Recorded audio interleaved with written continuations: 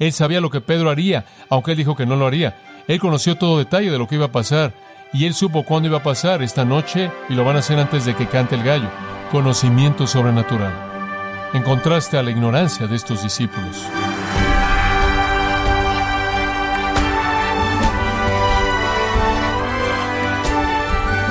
Bienvenido a esta edición de Gracia a Vosotros con el pastor John MacArthur.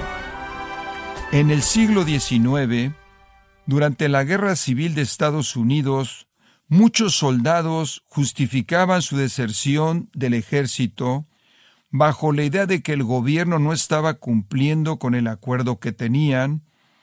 En el caso de los discípulos, ¿qué justificación tuvieron para desertar de Jesús? En el programa de hoy, John MacArthur nos muestra la lección profunda e inolvidable que los discípulos aprendieron cuando desertaron de Jesús. Esta es una lección que cambió el curso de sus vidas y puede cambiar la suya también. Parte de la serie titulada Jesús juzgado, aquí en Gracia a Vosotros. Abra su Biblia, si es tan amable, en el capítulo 26 de Mateo. Vamos a estar viendo los versículos 30 al 35. Mateo 26, 30 al 35. Por mucho que nos gustaría pensar de nosotros mismos como cristianos fuertes, la realidad es que en y por nosotros mismos somos débiles. Nos gustaría pensar que nunca podríamos ser sorprendidos en una situación en la que negaremos al Señor, en donde negaremos su palabra, en donde nos avergonzaría nombrar su nombre o estar asociados con Él. Pero la realidad del asunto es que de vez en cuando hacemos exactamente eso. Nos vemos atrapados en un ambiente de injusticia y no decimos nada. Hay un momento de hablar de Cristo y no hablamos.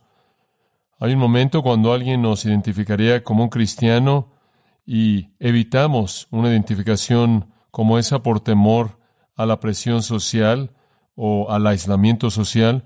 Hay ocasiones en las que deberíamos ser valientes por la causa de Cristo, pero somos todo menos valientes.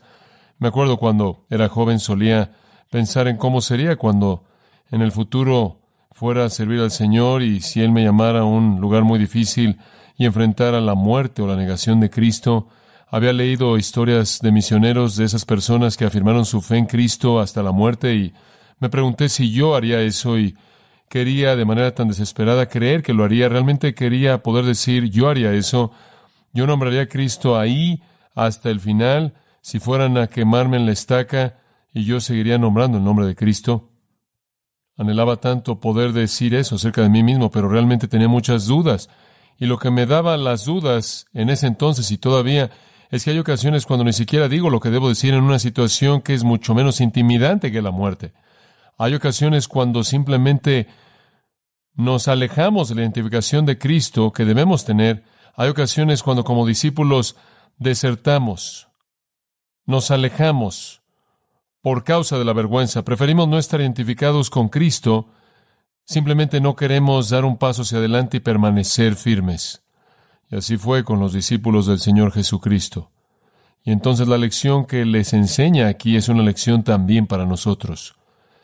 Ellos desertaron en este pasaje, dejaron a Cristo. Él predice eso, y sucedió exactamente como Él lo predijo.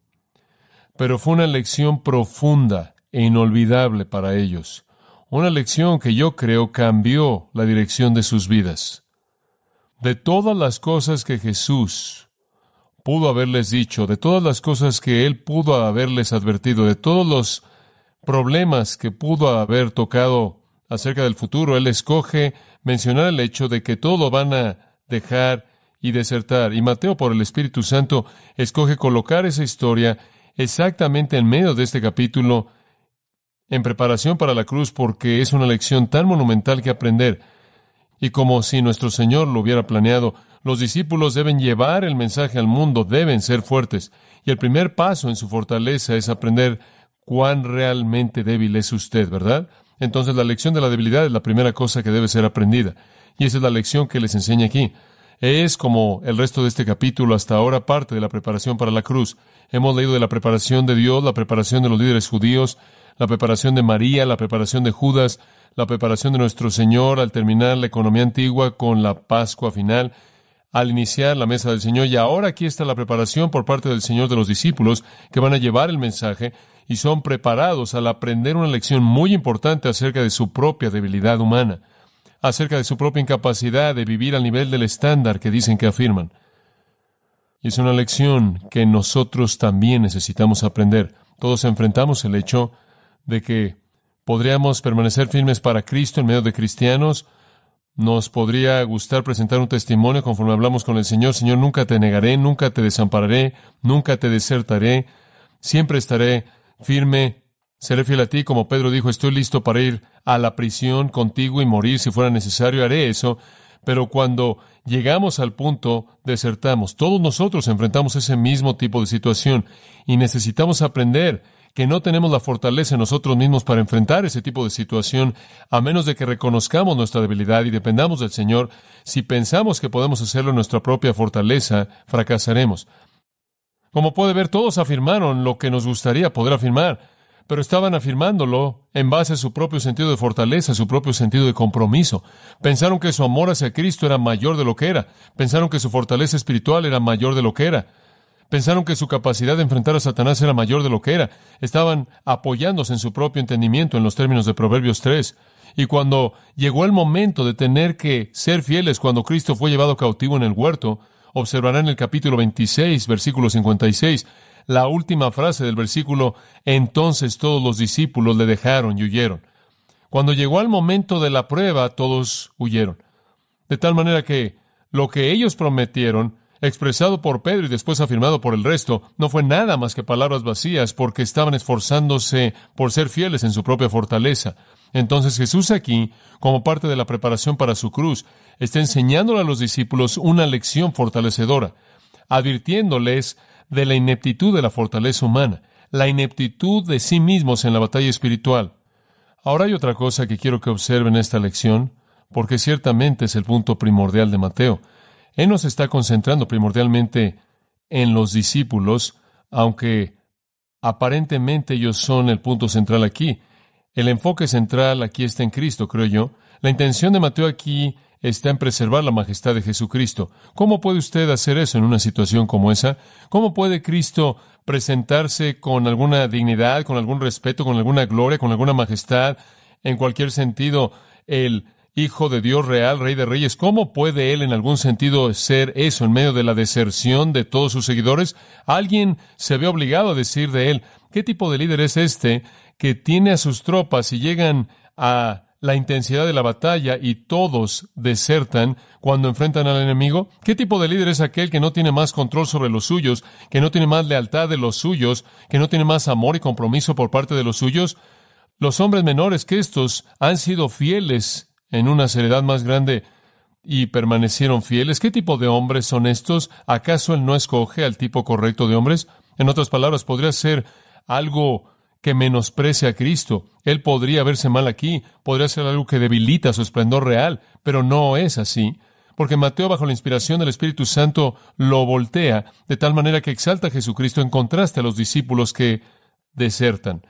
Y como leí a lo largo de esto, llegué a ver la naturaleza majestuosa de Jesucristo en este pasaje de manera tan clara, en esta parte como en cualquier otra del Nuevo Testamento.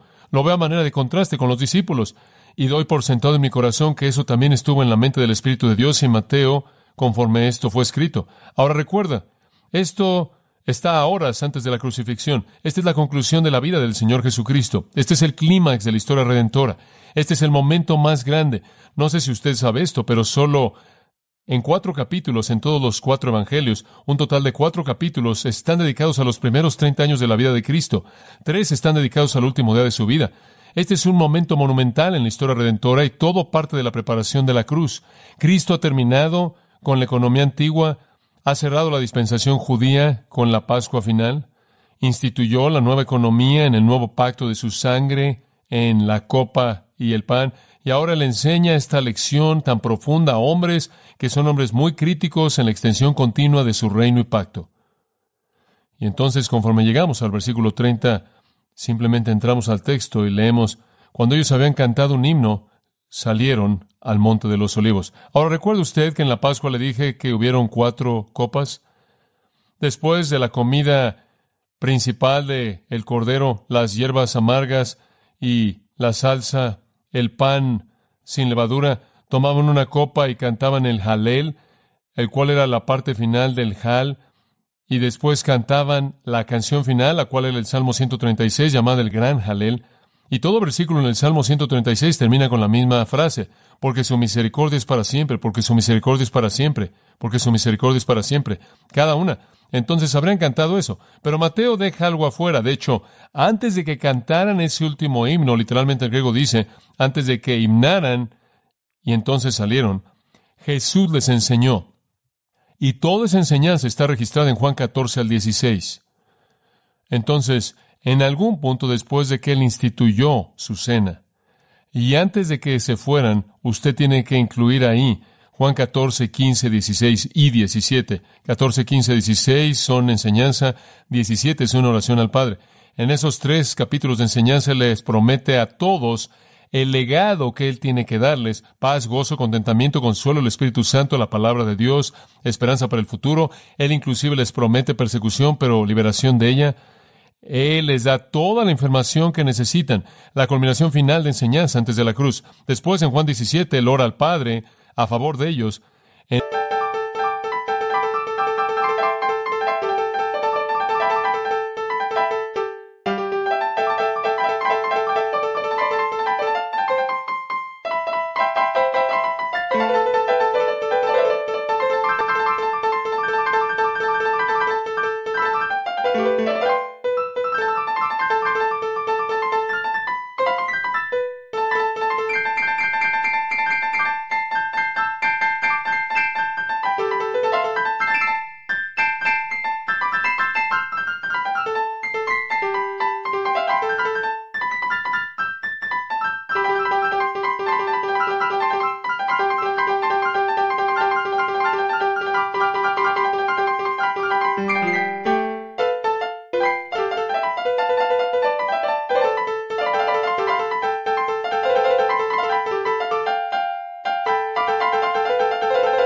esa maravillosa oración sumo sacerdotal, de tal manera que todo eso viene antes del himno final y de que partan de ese lugar. Sabemos eso porque en Juan 18:1, después del 14, 15, 16 y 17, leemos esto: cuando Jesús había hablado estas palabras, Él salió. Entonces sabemos que el Señor no se fue de ese aposento alto hasta que Él había enseñado a lo largo del 13, 14, 15, 16 y 17 de Juan. Entonces todo eso está cubierto. Juan lo registra, Mateo no. Entonces toda esa gran enseñanza ha sido dada. Esa gran oración al Padre, orando por la unidad de los suyos que llegarán a creer en Él en los días venideros, como también aquellos que estaban ahí esa noche. Todo eso. Y después el Halel final, Salmo 136, y después se van. Y el partir fue muy significativo. Era casi a la medianoche, salen de este aposento alto, bajan por las escaleras, salen a la calle y la ciudad está viva como si fuera mediodía. Está viva porque es el tiempo de la Pascua, es el tiempo de la fiesta de los panes sin levadura, y hay actividad en todos lados y la gente está apurada. Algunos están a la mitad de comer su comida de la Pascua. Recuerde, los galileos y los fariseos la comían más tarde el jueves por la noche, algunos todavía la están comiendo, entonces las lámparas están ardiendo en las casas. Algunos se están preparando para comerla al día siguiente, los de Judea y los saduceos, y entonces están preparando todo. Las puertas del templo se abrirán a la medianoche para el festival especial, y entonces la gente va hacia el templo queriendo entrar a ese lugar. Hay visitas por todos lados, la gente está negociando para encontrar un lugar en donde comer la Pascua al día siguiente, que habían venido de afuera de la ciudad. Los animales están siendo recogidos y cargados por todos lados para ser sacrificados al día siguiente. Está viva, aunque es de noche, y entonces están, sin duda alguna, empujando el camino por donde pasar en medio de la gente, sin duda alguna, aunque este tipo de multitud de noche, ahí por la colina este del monte del templo, han cruzado el torrente de Cedrón, en donde ese pequeño arroyo está tan lleno como nunca debido a la lluvia del invierno, e inclusive está más llena debido a la sangre de todos los miles de animales que han sido matados. Y la sangre sale por la parte de atrás del templo y baja ahí por la colina hasta llegar al arroyo para ser llevada. Y entonces los discípulos, 11 de ellos ahora y Jesús, cruzan ahí en la oscuridad y ascienden por el Monte de los Olivos. Se dirigen a un lugar muy conocido al que han ido muchas veces, llamado el Huerto de Getsemaní, el cual significa el lugar donde aprietan las aceitunas, Monte de los Olivos, muchos árboles de olivos y un lugar llamado la prensa de los olivos. Y Jesús tiene algo que decirles. Versículo 31 dice, y Él entra a esta confrontación de su debilidad. Ahora, básicamente toda la enseñanza previa a esto ha sido positiva. Promesas, promesas, promesas, de Juan 13 hasta el 16, una oración de esperanza en Juan 17. Pero ahora, conforme Él llega a este momento ahí en el costado del monte, es el momento para un mensaje negativo. Es un momento para una advertencia. Deben aprender esta gran lección, que la fortaleza nace de un reconocimiento de la debilidad, no de un reconocimiento de fortaleza. Conforme Él enseña esta lección a sus discípulos que desertan, vemos un contraste maravilloso entre Cristo y los discípulos, el cual preserva su majestad. Y creo que usted lo va a ver conforme avanzamos a lo largo de esto. En primer lugar, hay un contraste entre el conocimiento y la ignorancia. Entre el conocimiento y la ignorancia. Los discípulos, francamente, son terriblemente ignorantes. Encontramos a Pedro diciendo, aunque todos los hombres, versículo 33, se escandalicen debido a ti, yo nunca me escandalizaré o te dejaré. Una ignorancia como esa. Digo, solo era cuestión de unas cuantas horas antes de que él se escandalizara. En el versículo 35, aunque yo muriera contigo, no te negaré. Él no sabía eso, él no puede afirmar eso. Y resultó que eso fue ignorante. Y todos los discípulos dijeron lo mismo en el versículo 35. Fueron ignorantes, eran ignorantes de sus propias debilidades, eran ignorantes de la fortaleza de Satanás, eran ignorantes de la prueba y su gran poder que iban a enfrentar en cuestión de unas cuantas horas. Eran ignorantes de tantas cosas, por no decir nada de su ignorancia del Antiguo Testamento, de su ignorancia de la profecía mencionada en el versículo 31 acerca del pastor teniendo que ser herido y las ovejas del rebaño siendo dispersadas. Eran ignorantes de muchas cosas y su ignorancia es obvia. Pero en contraste a su ignorancia está el conocimiento maravilloso de Jesucristo. Observa el versículo 31. Entonces, y el entonces es indefinido, en algún punto subiendo por el Monte de los Olivos esa noche, Jesús les dijo, es otro momento de enseñanza, otro momento de instrucción. Y esta es una lección acerca de la torpeza de la autosuficiencia. Él dice, todos vosotros os escandalizaréis de mí esta noche, porque escrito está, heriré al pastor y las ovejas del rebaño serán dispersadas. Pero después que haya resucitado, iré delante de vosotros a Galilea. Y después en el versículo 34, él le dijo a Pedro, de cierto te digo que esta noche antes que el gallo cante, me negarás 3 veces. Ahora eso es conocimiento. Escuche, él sabía que se escandalizarían. Él lo sabía. Él sabía eso.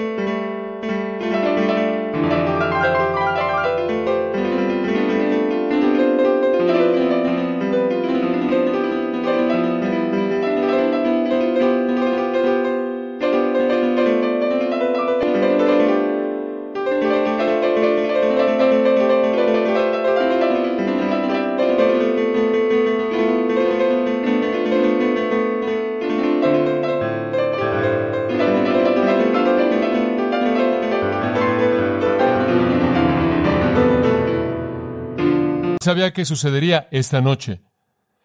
Él sabía que sería debido a él. Él sabía que él resucitaría de los muertos. Él sabía que se volvería a encontrar con ellos en Galilea. Él sabía que ellos se escandalizarían al punto en el que esa misma noche antes que el gallo cantara, Pedro mismo, el líder, negaría a Jesucristo. Él sabía que nunca pasarían esa prueba esa noche en su propia fortaleza. Él sabía todo. Era como si él estuviera en una cabina de control y todo estuviera siendo transmitido y todas las pantallas de todos los acontecimientos estuvieran frente a él, y él podía ver el panorama de todo lo que estaba pasando. Él podía ver a Judas haciendo exactamente lo que Judas estaba haciendo en este momento mismo. Él podía ver a los gobernantes de los judíos haciendo lo que estaban haciendo. Él sabía exactamente lo que iba a pasar. Y estaba esta pantalla que le mostraba la negación de Pedro, otra huyendo a los discípulos. Él podía ver todo. Él ya podía ver el movimiento de los soldados romanos junto con los líderes judíos, entrando con los palos y las espadas y las antorchas, llegando al huerto para llevárselo cautivo. Él podía sentir en su mejilla y podía ver con el ojo de su mente el beso de Judas Iscariote. Todo estaba ahí enfrente de él. Él podía ver todo. Y él podía ver ahí de manera vívida en sus propios ojos, los ojos de su conocimiento sobrenatural, las profecías del Antiguo Testamento cumpliéndose. Él podía oír el eco de la profecía del Antiguo Testamento. Él podía ver el plan de Dios desarrollándose. Todo estaba frente a él, en todo detalle. Él no se esforzó por encontrar dicho conocimiento. Fue inminente en su conciencia. Fue inminente en lo que él sabía. Él conoció el beso, él conoció la traición, él conoció todo paso en los juicios de burla. Él lo conocía todo. La deserción de los discípulos, la negación de Pedro, todo detalle estaba frente a sus ojos. Y entonces usted no pierde nada al ver a Jesús en este pasaje. Él no pierde nada de su majestad real aquí. Su persona real es clara, porque Él tiene un conocimiento de todas estas cosas que van a suceder. Y lo único que necesita hacer es seguir leyendo para descubrir que se cumplieron tal como dijo que pasarían. Él lo conocía todo. Él conoció el momento esta noche. Él conoció el pasado. Está escrito. Es el plan de Dios. Él conoció el futuro. Van a escandalizarse. Todo era muy claro para él. Él lo conocía todo. El conocimiento majestuoso de Cristo. Y se concentra básicamente en el versículo 31, en una profecía del Antiguo Testamento encontrada en Zacarías 13:7. Él dice, se van a escandalizar debido a mí, y se van a escandalizar debido a mí esta noche. Exactamente esta noche. Porque escrito está. Este es el plan de Dios. Este no es algún acontecimiento que ha sucedido por el capricho y la voluntad de Judas o los líderes religiosos o alguien más en la tierra. Este es el plan divino de Dios. Escrito está. Y él cita Zacarías 13:7. Heriré al pastor y las ovejas del rebaño se dispersarán. Jesús no solo sabía lo que Judas estaba haciendo, lo que los líderes religiosos estaban haciendo, lo que los discípulos estaban pensando. Él sabía lo que Satanás estaba planeando. Él sabía cómo todo el juicio iba a salir. Él sabía todo lo que iba a pasar esa noche cuando los soldados y los líderes vinieran a llevárselo. Él conocía el beso que iba a venir. Él sabía que los discípulos iban a oír. Él no solo sabía todo el presente y todo el futuro, sino que él también entendió el plan de Dios en el pasado y él también entendió el significado del profeta Zacarías cuando él dijo lo que dijo. Y por cierto, ese no es un pasaje fácil de interpretar. Si hubiera sido fácil, los discípulos pudieron haberlo entendido. Ese pasaje en Zacarías 13:7 es algo difícil. Le voy a decir por qué. En Zacarías 13, Zacarías está hablando de algunos profetas falsos que serán heridos en sus casas de ídolos. Él está hablando de profetas falsos que Dios va a venir y va a herir en sus casas de ídolos. En otras palabras, Dios va a juzgar a los falsos profetas. Y el profeta está hablando en contra de estos falsos profetas, quienes son dignos únicamente del juicio de Dios. Y después él viene atrás de eso en el versículo 7 y dice, heriré al pastor y las ovejas del rebaño se esparcirán. Y podría haber parecido al principio que él se está refiriendo aquí a un falso pastor, que Dios va a descender y va a herir a un falso pastor. Tiene sentido. Y va a dispersar a todos los seguidores de ese pastor falso.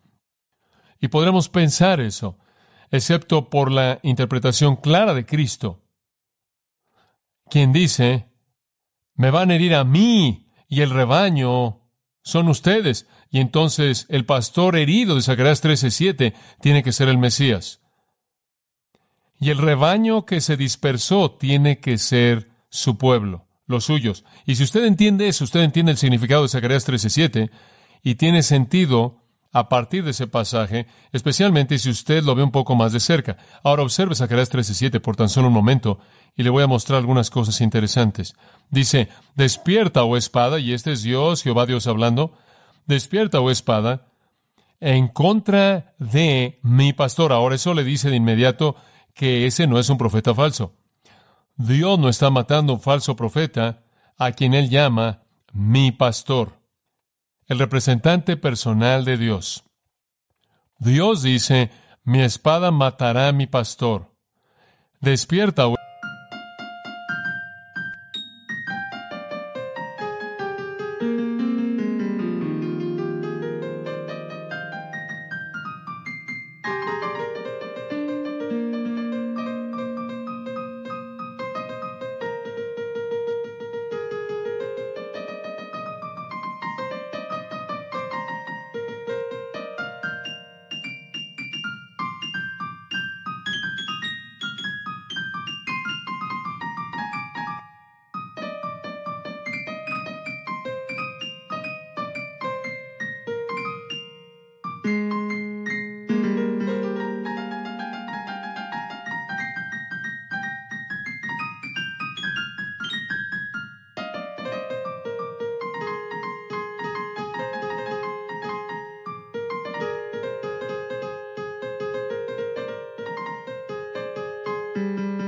Espada en contra de mi pastor, y después viene esta frase tan interesante, y en contra del hombre, y él usa una palabra hebrea aquí, que no es la palabra normal, no la palabra genérica, pero significa hombre poderoso, u hombre de gran fortaleza. Entonces, en primer lugar, el pastor que va a ser matado es llamado el pastor de Dios, mi pastor, un pastor poderoso, y después dice, ¿quién es mi compañero? Literalmente, el hombre poderoso de mi unión, o el hombre poderoso igual a mí. Afirmación maravillosa, ¿no es cierto? ¿Quién es igual a Dios? Cristo. ¿Quién era el pastor de Dios? Cristo. ¿Quién es el pastor poderoso? Cristo. Entonces, de manera clara, Zacarías está dando un giro aquí de los falsos, diciendo, sí, Dios va a herir al pastor falso en la casa de su ídolo, pero Dios también va a herir al pastor verdadero, y sus ovejas también van a ser dispersadas. Y al final del versículo, y voy a volver mi mano sobre los pequeños, habrá un remanente. Habrá un remanente. Lo que Zacarías estaba diciendo es que el día está por venir cuando Dios va a herir a su propio pastor, el Señor Jesucristo, y las ovejas van a ser dispersadas. Ahora, las ovejas, creo yo que Zacarías tiene en mente la nación de Israel. Israel entró en caos después de la muerte de su Mesías. 70 después de Cristo, la ciudad fue destruida, el templo y todo lo demás, y todavía están en el mismo caos que resultó del rechazo del Mesías. Pero los discípulos, siendo dispersados, en cierta manera fueron la primera fase del caos que azotó a la nación de Israel. Entonces Zacarías ve a Dios hiriendo al pastor, la nación desintegrándose, y la primera fase de esto el Señor la aplica a su grupo de sus propios discípulos, que serán dispersados. Pero también podría añadir, y él no cita esto en Mateo, sino que está en Zacarías. Zacarías dice, pero voy a congregar de nuevo a mis pequeños. Y mientras que la nación entera, en últimas, entró en caos, Dios regresó y congregó de regreso a sus discípulos dispersos, ¿no es cierto? Y Él ha continuado haciendo esto en el remanente. La profecía de Zacarías es crítica. Y entonces vemos el conocimiento sobrenatural del Señor. Él conoció el significado del plan de Dios, escrito está. Él supo cómo interpretar un pasaje difícil en Zacarías de manera perfecta y clara. Él entendió a los discípulos y a dónde iban y qué iban a hacer. Él supo lo que Satanás iba a traer sobre ellos y él sabía que ellos no lo iban a poder enfrentar. Él sabía lo que Pedro haría, aunque él dijo que no lo haría. Él conoció todo detalle de lo que iba a pasar y él supo cuándo iba a pasar esta noche y lo van a hacer antes de que cante el gallo. Conocimiento sobrenatural. En contraste a la ignorancia de estos discípulos. Ellos muestran que son ignorantes, los ineptos, los incapaces para entender el plan de Dios, incapaces de entender la palabra profética, incapaces de entender las señales de los tiempos que estaban viendo, y Jesús de manera majestuosa conoce todo. Todo detalle está en su lugar perfecto. Entonces Cristo brilla por contraste.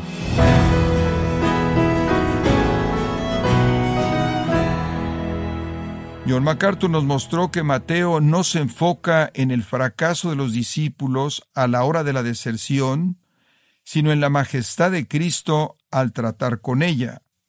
Parte de la serie Jesús juzgado, aquí en gracia a vosotros. Y quiero recordarle, estimado oyente, que tenemos a su disposición el libro El Evangelio según Jesucristo, escrito por John MacArthur, donde nos explica el significado de el Sígueme de Jesús, y puede adquirirlo en nuestra página en gracia.org o en su librería cristiana más cercana.